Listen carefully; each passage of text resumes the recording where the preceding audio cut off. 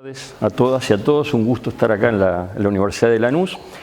Como señalaba Laura, la idea, yo voy a hacer una presentación muy general que está basada en este libro que después lo vamos a circular, que es de acceso digital, que en realidad es resultado de un proceso de discusión, de investigación, que tiene mucho que ver con lo que vos vas a hablar también, porque se inician discusiones que fuimos dando primero en el ámbito de la Defensoría del Público y la Ley de Medios, ya 2008, 2009, en unas jornadas, y después en actividades de investigación que hicimos desde la Universidad de Lanús, pero también con la Universidad de San Martín, de una red de investigación, en gran medida movidos por el espanto de los discursos, el auge de los discursos xenófobos, racistas, que siempre existieron, pero que tienen una dimensión mayor porque se empiezan a utilizar en casi todos los países de América Latina como forma de construcción de identidades políticas, ¿no? De reafirmación de identidades políticas. Entonces es un proceso que tiene un grado de profundización mayor en los últimos años.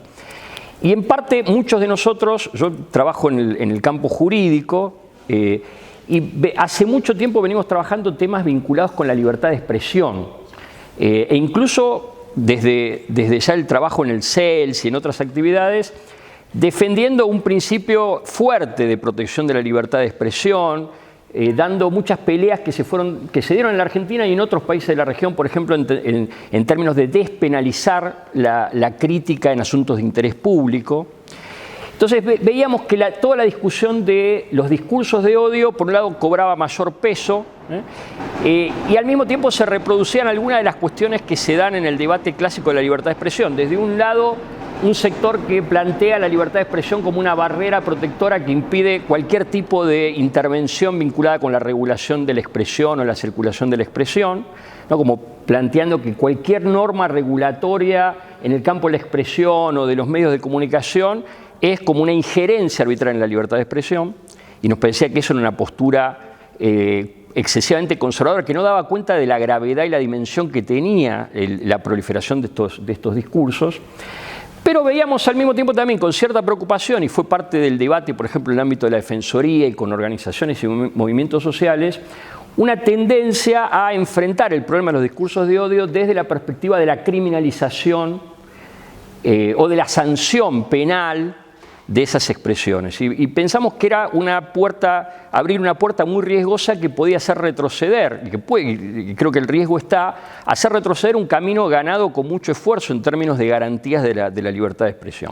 Entonces, parte de lo que trabajamos en el libro es, bueno, hacer como un panorama de la discusión en distintos aspectos. En mi trabajo, hay otros trabajos también, abordamos más la cuestión constitucional o jurídica del debate de discursos de odio, para tratar de pensar, digamos, formas posibles de intervención del Estado, pero también promoción de políticas vinculadas con limitar la circulación en las relaciones particulares de esos discursos, sin tirar por la borda todo lo construido en muchos años de trabajo muy arduo de garantías de la libertad de expresión, pensando que la libertad de expresión no es solo la libertad de los medios de prensa, sino que es una herramienta de movilización social, de activismo por derechos, que ha sido clave para el movimiento de derechos humanos en todos los países de la región.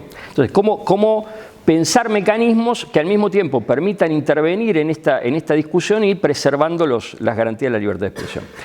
En términos generales, en el capítulo que yo elaboré para el libro, lo que hago es como un panorama de cómo empieza la discusión de la prohibición de discursos de apología de odio o de discursos de odio, y el establecimiento de normas y también la interpretación de esas normas que fijan como un mandato de intervención al Estado.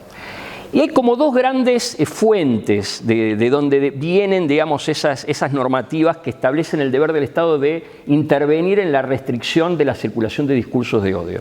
Por un lado, todas las normas vinculadas con la prevención del genocidio y de los crímenes masivos.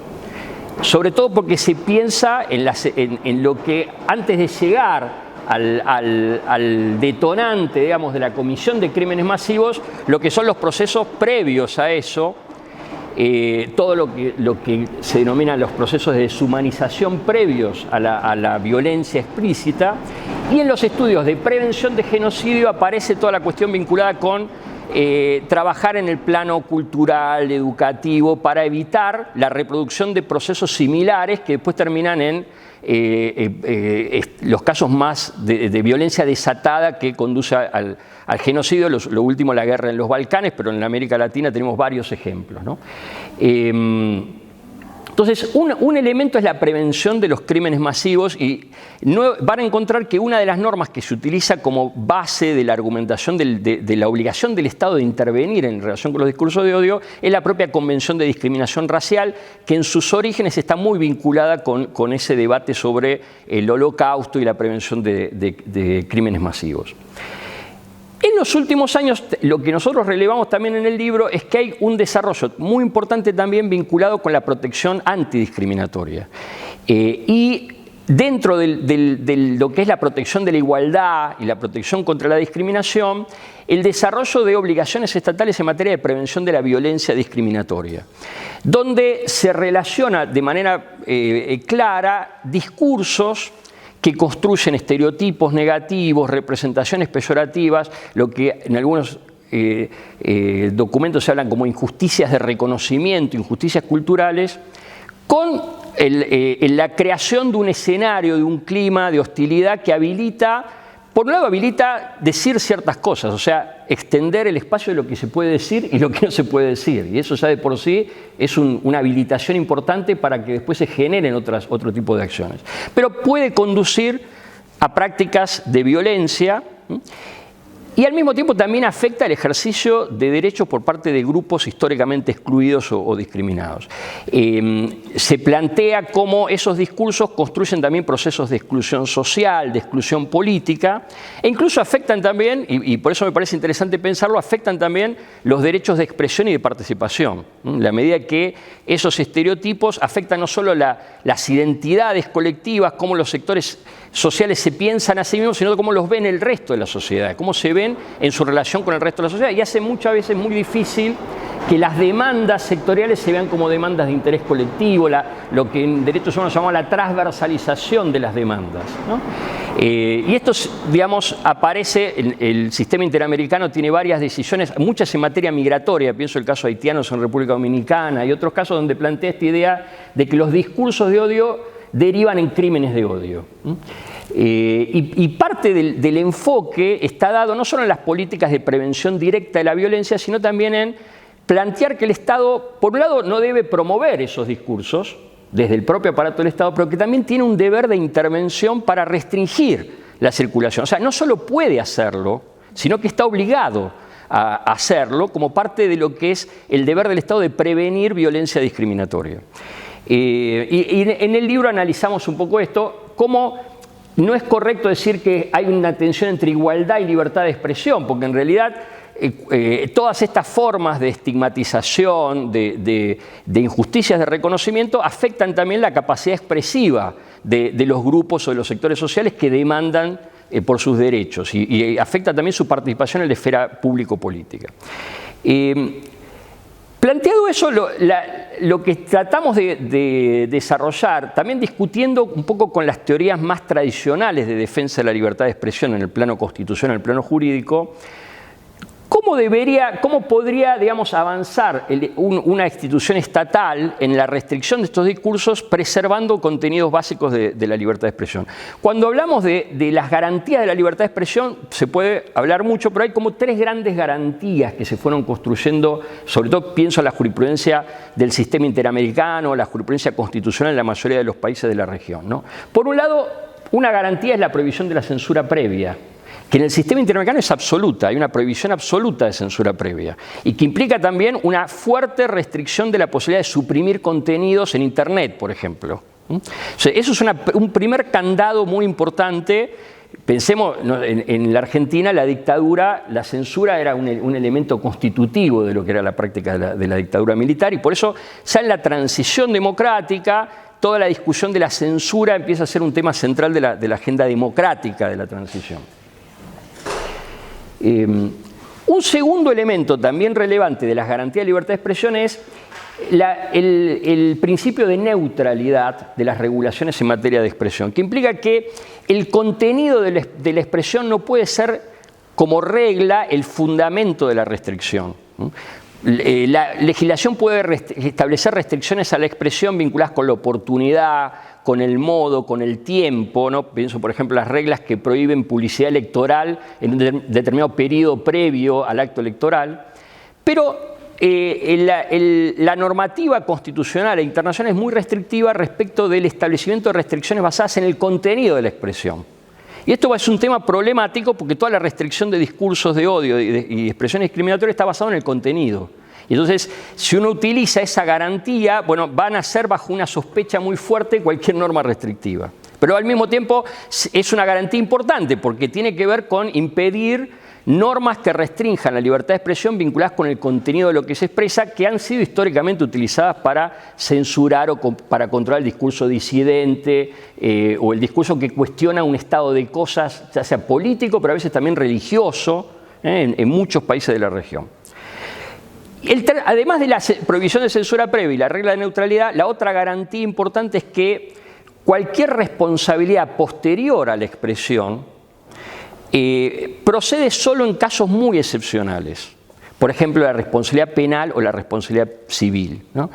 Y los mecanismos de derechos humanos, pienso la Corte Interamericana, la Comisión Interamericana, pero también los comités de Naciones Unidas y la jurisprudencia constitucional en muchos de nuestros países, son muy restrictivas respecto de la posibilidad de aplicar sanciones penales, por ejemplo, para expresiones sobre asuntos de interés público. La Corte Interamericana, un fallo del año pasado, dice no proceden sanciones penales cuando se trata de expresiones en asuntos de interés público. Se presume que esas sanciones penales son desproporcionadas respecto de la protección, incluso del honor, de la reputación. Son un principio muy fuerte de límite de la posibilidad de criminalizar la expresión en asuntos de interés público. Y las sanciones de tipo civil, por ejemplo, las reparaciones de daños, proceden solo en casos también donde se puede probar, por ejemplo, el estándar que a algunos les suena que es de real malicia, ¿no? Que quien emitió esa información, periodista, un medio de prensa, emitió información falsa, hay que probar primero que es falsa, pero además hay que probar que se emitió a sabiendas de que es falsa o con absoluta despreocupación por chequear el dato que se está difundiendo. Entonces, son estándares muy restrictivos sobre responsabilidades posteriores. Entonces, ¿cómo pensar mecanismos de intervención que pueden al mismo tiempo realizarse dentro del marco de esos tres candados que hablaban, de la prohibición de censura previa, el principio de neutralidad y las responsabilidades civiles limitadas a casos excepcionales? No les voy a decir cómo se hace y no hay fórmulas mágicas, pero nosotros lo que intentamos hacer, creo que hay varios, 2 o 3 artículos en el libro, es pensar algunas puntas como para abordar conflictos que se pueden plantear en situaciones concretas de tensión entre libertad de expresión y la protección frente a discursos de odio.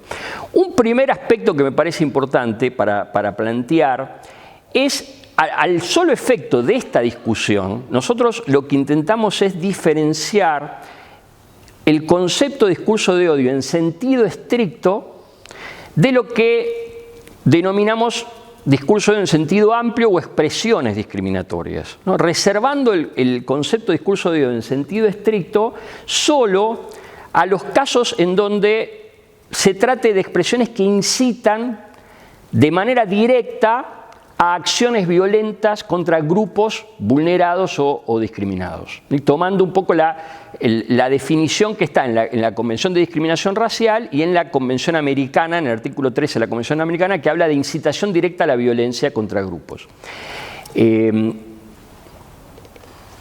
¿Por qué es importante una definición estricta de discursos de odio? Porque en esta discusión de garantías, si yo logro mostrar que una expresión es un discurso de odio en sentido estricto, entonces queda fuera del marco de protección de la libertad de expresión. No se considera protegido por esos 3 candados de garantías de la libertad de expresión. Hay un debate si se podría llegar a la censura previa, pero, por ejemplo, se puede avanzar en la supresión de contenidos y el campo, incluso para mecanismos de réplica, de responsabilidad administrativa e incluso penal posterior, es mayor.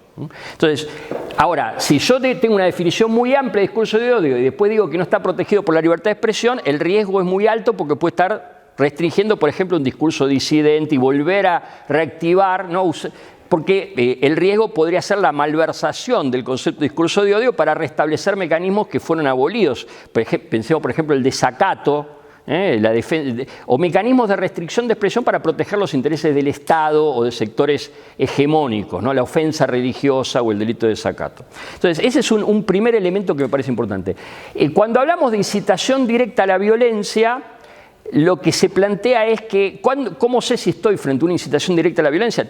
No es un tema fácil de determinar, pero hablamos de estándares que son pautas o criterios que permiten luego ser aplicados en casos concretos. Por ejemplo, la Corte Interamericana o la Comisión Interamericana plantean que ese riesgo de violencia tiene que ser un riesgo real, grave e inminente. O sea, son 3 elementos. No me ayuda a definir todo, pero sí deja fuera algunas cuestiones. Y después, el Comité de Discriminación Racial, en una recomendación general que está también muy vinculado a un plan de acción de la Oficina de Alto Comisionado, que también desarrolla el plan de Rabat, da una serie de criterios para poder analizar en un caso concreto si estamos frente a una incitación directa a la violencia contra un grupo determinado. Que tiene que ver, por ejemplo, el análisis del contenido de la expresión, o sea, el lenguaje utilizado, quién es el sujeto emisor y la audiencia a la que se dirige, presuponiendo que hay ciertos emisores de expresiones que pueden tener una capacidad de incidencia mayor, que pueden movilizar más a una acción violenta que otros. Por ejemplo, líderes de opinión o funcionarios públicos. Algo que también se plantea mucho, por ejemplo, en los órganos de derechos humanos, tratar de apuntar al discurso que emana del propio aparato estatal, ¿no? El resguardo, el cuidado que deben tener las propias autoridades públicas que impulsan este tipo de expresiones por el efecto que eso puede tener. Recuerdo cuando estaba en la Comisión Interamericana de Derechos Humanos, un tema central de las medidas cautelares en Colombia era lo que se llaman todavía medidas institucionales. ¿En qué consistía eso? En tratar de autocontrolar los funcionarios lo que decían, porque si indicaban a un dirigente sindical o campesino con su vínculo con la FARC, bueno, equivalía a una sentencia de muerte en el contexto del conflicto armado interno. Entonces, plantear cómo ciertos sectores del Estado... ¿Qué tal? ¿Qué tal? ¿Cómo estás? ¿Cómo andás? O sea, cómo ciertos sectores del Estado tienen una responsabilidad de cuidado mayor en lo que expresan. Y eso se refleja también, bueno, quién es... Aunque muchas veces, el otro día discutíamos con Laura en una clase, ella hacía una presentación que después por ahí lo puede hacer también, que a veces es difícil saber quién emite. Por ejemplo, cuando el discurso se emite en red, ¿quién es el emisor? Hay distintas... ¿no? Esto tiene mayor complejidad. Pero... Un criterio importante es ese. Otro elemento clave es el contexto en el que se da esa expresión. Yo daba el caso colombiano, o puede ser un caso de un conflicto armado interno o una transición posterior a un conflicto armado, a un genocidio, donde el contexto va a ser determinante para tratar de entender si realmente esa expresión genera un riesgo real e inmediato de violencia. Y luego hay otros elementos como la forma de la expresión. Por ejemplo, el comité señala mirar si son expresiones aisladas o son parte de una estrategia comunicacional coordinada.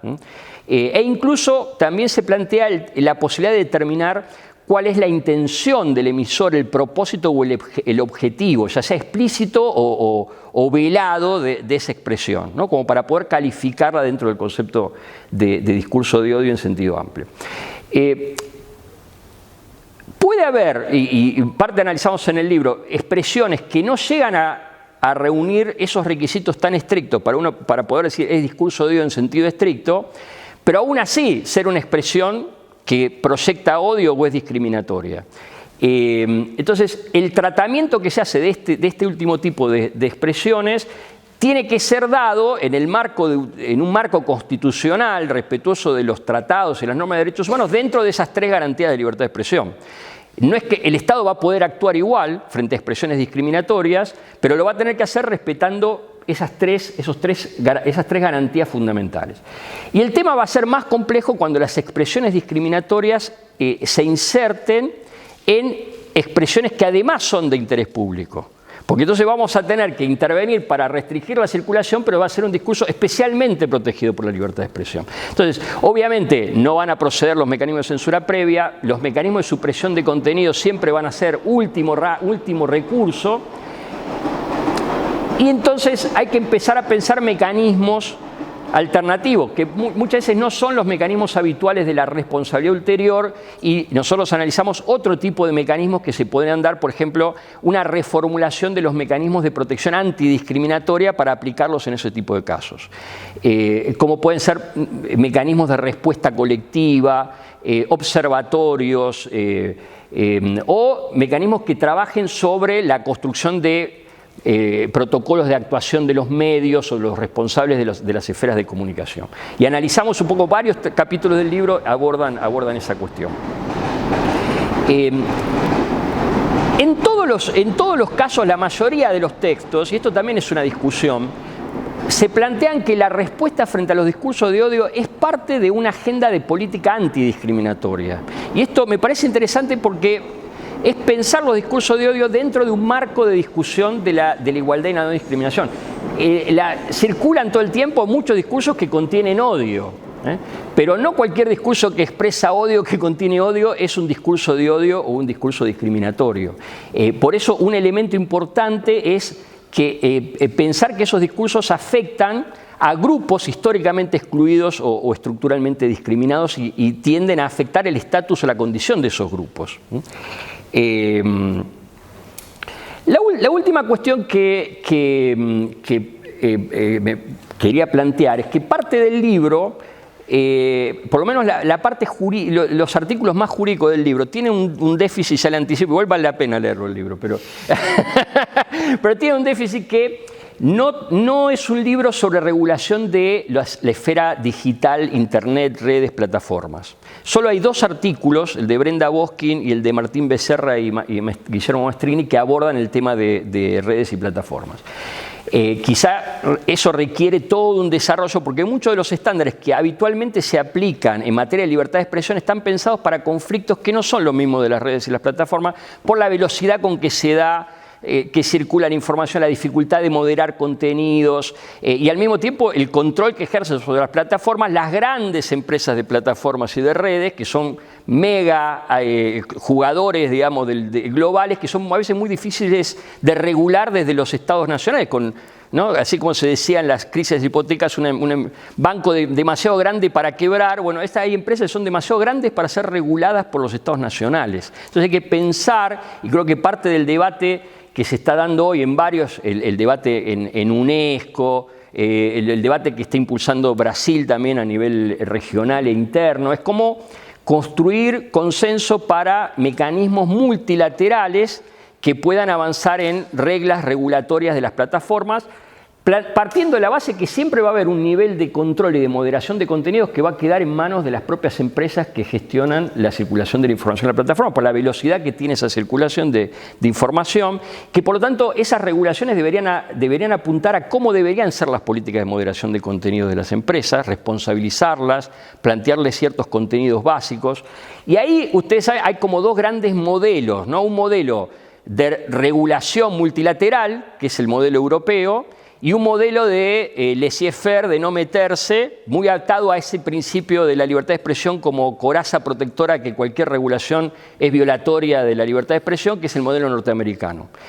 Y en el medio, bueno, yo creo que hay un debate para dar a nivel regional de cómo construir mecanismos multilaterales, pienso en los espacios regionales de la UNASUR o del Mercosur o de la OEA, que puedan pensar mecanismos que le acompañen a los estados en una regulación que tenga cierta capacidad de ser impuesta a las mega empresas de plataforma. Incluso jurisdiccionalmente a veces es difícil hacerlas responsables de ciertas prácticas, y eso requiere cooperación internacional y mecanismos multilaterales. Entonces me parece que son debates importantes para plantear, y con eso yo concluyo y después abrimos para...